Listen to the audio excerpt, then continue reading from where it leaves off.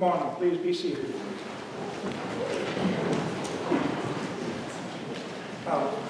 Welcome to another Sunday of Jesus and his disciples.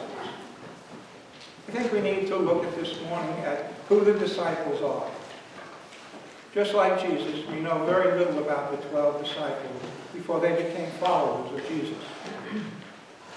Why did Jesus pick these 12 out of all the people that he could have possibly picked?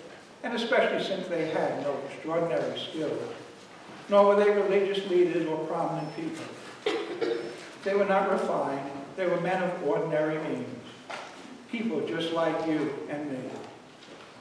They were also quick to speak, impulsive, easily angered, quick to judge, and self-absorbed. And as we read and know, they certainly had many shortcomings and faults. I think we know that most about Peter. At times his faith was so strong, he could go out of the boat and walk on the water. But like many of us, he had a second doubt.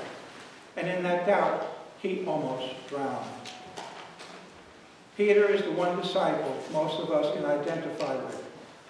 We know he is impulsive and emotional, but he was dearly loved by Christ. He held a special place among the 12. He became a bold evangelist and missionary, and even after the resurrection, he was passionate until the end. Tradition has it that Peter was crucified with his head down because he felt he was unworthy to be crucified in the same way as Jesus. And then there is Andrew, who became one of the first followers of Jesus of Nazareth, and he became a leader among the apostles in the early church.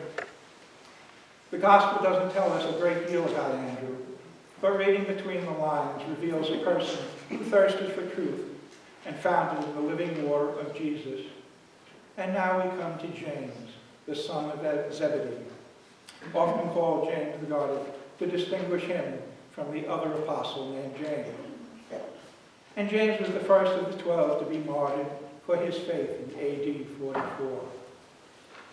We have the Apostle John, brother to James, was nicknamed by Jesus as one of the sons of thunder. But he liked to call himself the disciple whom Jesus loved, with the fiery temperament and special devotion to the Savior. He gained a favorable place in the church, Christ's inner circle, according to tradition. John outlived all the disciples, dying of old age in Ephesus, where he preached the gospel of love and taught against heresy. One of the questions I ask today is, why do we know nothing about who these disciples were? The answer is because we are those disciples. So in knowing ourselves, we know them. We as people always want a beginning, a middle, and an end in any story. In God's story, the beginning is about how we build our lives, our own trials and tribulations, right decisions, wrong decisions, what we do them and how we deal with them and how we proceed through them. It is the Spirit that talks to our soul, and it is our soul that reaches and touches our heart, and our heart communicates to our conscience, and our conscience being, and it is through that interaction that we live our lives. How do I know that? Because when you're excited, you feel your heart whelm up when you're happy and you've done something that you know is right. It's that good feeling that wells up from within your heart. Then there are times when you know that you did a misstep. That is not right. And you feel that little pinch, that sinking feeling in your heart. That is the Spirit telling the soul, and the soul telling the heart, you know you have done wrong. Yes, that is the state of being amoral, where you don't realize you're doing wrong. And I think that's the place where most of us fall from time to time. Jesus chose each one of those disciples because they had grown to a point where they had faced life and its trials and tribulations. And he knew their heart, and he knew what was right in their heart. And he picked each one of them, not because of their brilliance or stature in society, but because they each had traits, one or more of all of those faults and attributes that are human and each one represented each one of us in some way or form. Reacting without thinking, a temper, doubting, not understanding, not accepting or being blind to the obvious, trying to influence and shape things to be the way we perceive they should be. This is where we share the traits of the disciples. At this point, let me tell you a story. There once was a young lad who on a nice spring or fall day would walk with his friends and go to church and Sunday school. Mom and Dad stayed home enjoying a relaxing Sunday morning. After all, the church was only 4 or 5 blocks away, so the boys would be safe walking on their own. But the 2 boys, on certain Sundays, when it was just too nice to listen to the priest up at the altar going through all the usual prayers and the sermon, church was not where they wanted to be. Church itself was bad enough, but then to sit through Sunday school and listen to all that Bible stuff, well, that just wasn't going to happen. So they decided it was just too nice a day. So the 2 boys, on their way to church, would decide to celebrate Sunday by just enjoying themselves. As to those few coins in the Sunday school envelope, well, they could make better use of them. And the young lads would open the envelopes and go buy some penny candies in the little general store that still existed in the neighborhood. Now the boys were also smart enough to know when church and Sunday school were over, there was time to go home. The parents would always ask how church was today, and of course the answer was always, yeah, it was all right. Then despite themselves, one day they were both confirmed. One of the boys was haunted by something the bishop said at the time of confirmation. The bishop stated that someday one of the confirmands would become ordained and serve in the church. Over the years, occasionally it would come to mind, and he just ignored it, but it would not go away. That just wasn't going to happen, that's for sure, because this one boy tended to be shy and kind of reserved. As he grew older and ended up in college, it was the time of the turbulent 60s, and the church was part of organized religion, and it just didn't fit in the lifestyle of the times. There was no way he was going to participate in church. But he also found himself, quite by surprise, picking up the Bible and reading from it on a daily routine. He was not a total stranger to the Bible, but had only read from it on rare occasions. The 60s were a time of anti-establishment, and yet he found himself actually defending scriptures and strengthening his own faith when the faith was challenged. As life would have it, he finished college, met a girl, got married, had a very bad marriage, and they had a severely handicapped child. He went through so many other trials and tribulations, good decisions and bad decisions.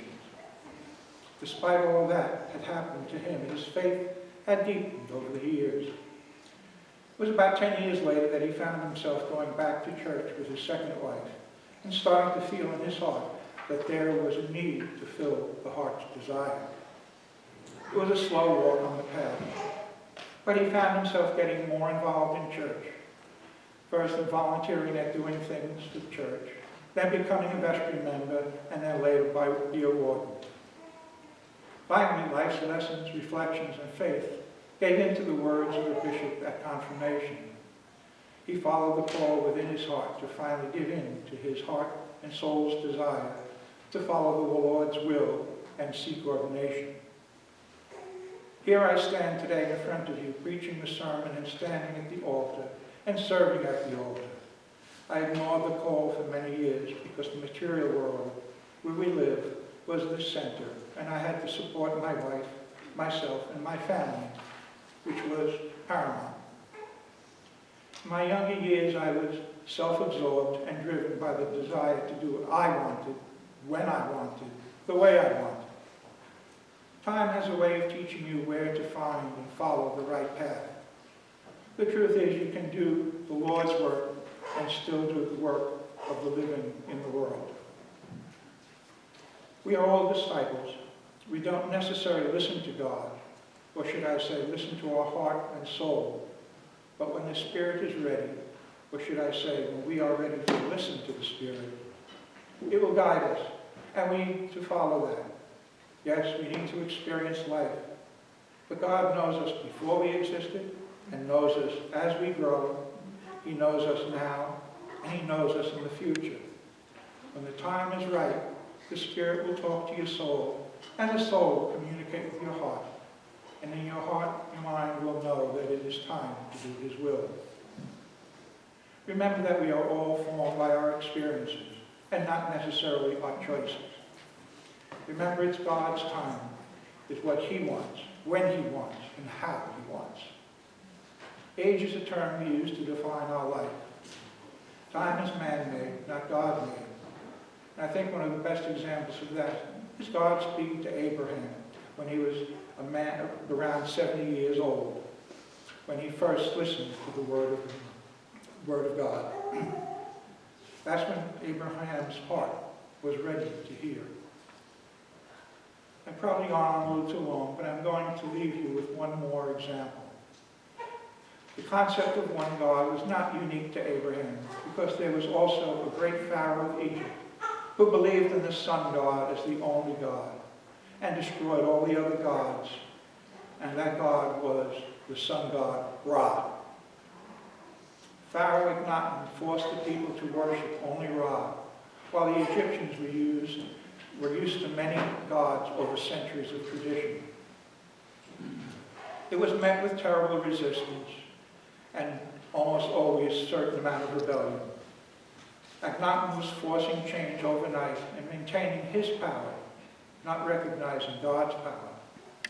So the movement was doomed to fail, and his son tried to maintain his tradition, but unfortunately he died young, and the land of Egypt returned to worshiping the tradition of so many idols.